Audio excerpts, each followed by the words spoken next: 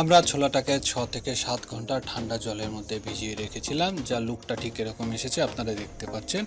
আমরা পরবর্তীতে এটা প্রেসার কুকারের মধ্যে দিয়ে সিদ্ধ করে নেব। আমি প্রথমে ছোলাটাকে ছেড়ে দিচ্ছি, এরপরে 1 চামচ হলুদের গুঁড়া এবং সামান্য কিছু লবণ এবং পরিমাণ মতন জল দিয়ে আমরা ঢেকে দেব। মনে রাখবেন আমরা 3টের বেশি প্রেসার কুকারে সিটি দেব না।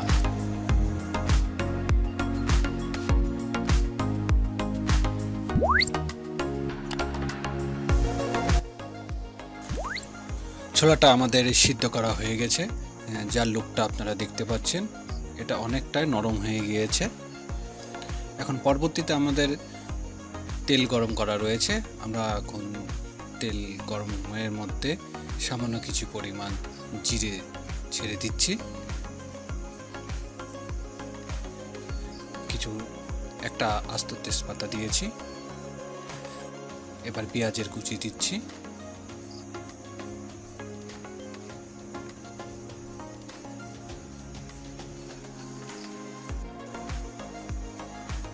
এখন আদা বাটা ও রসুন বাটা দিয়ে দিচ্ছি, জিরা এবং ধনিয়া বাটা দিয়ে দিচ্ছি,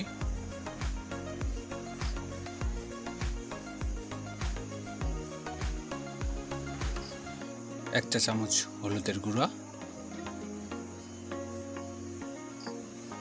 2 চা চামচ লঙ্কার গুঁড়া,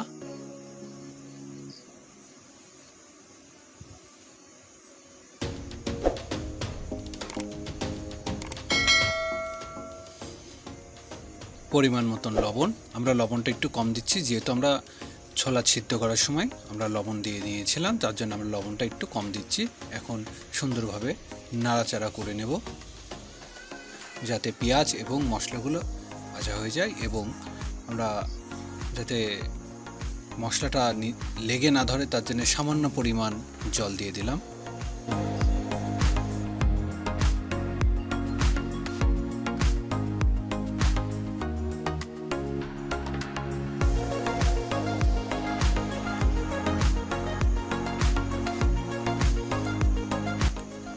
এখন পরবর্তীতে আমরা আলুটা দিয়ে দিচ্ছি।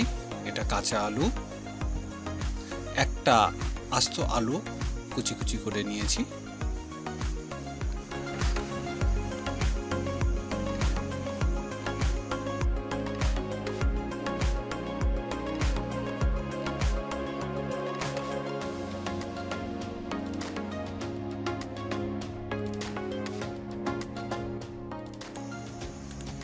এখন আমরা ছোলাটা ছেড়ে দিচ্ছি, সিদ্ধ করা ছোলাটা,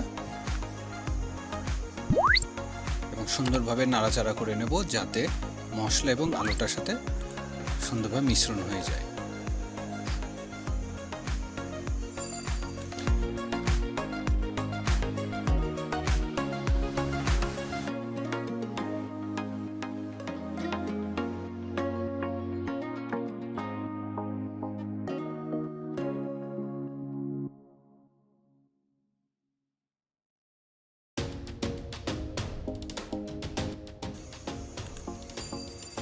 হালকা পরিমাণ জল দিয়ে নেব।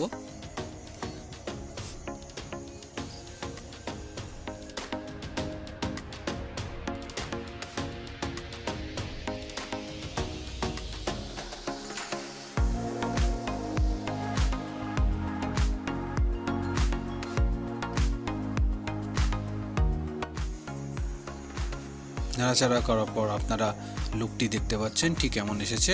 আমরা এখন 5 থেকে 7 মিনিটের জন্য ঢেকে দেব।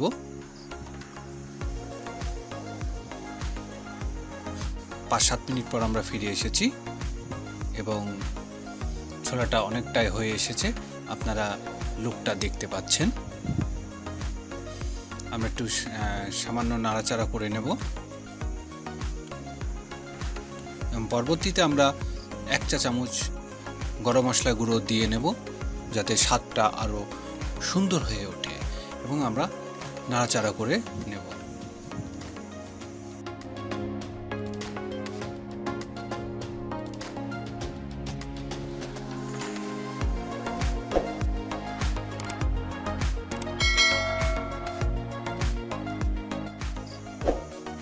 ব্যাস আমাদের ছোলাটা রেডি হয়ে গিয়েছে, আমরা এখন বাটিতে ঢেলে নিচ্ছি।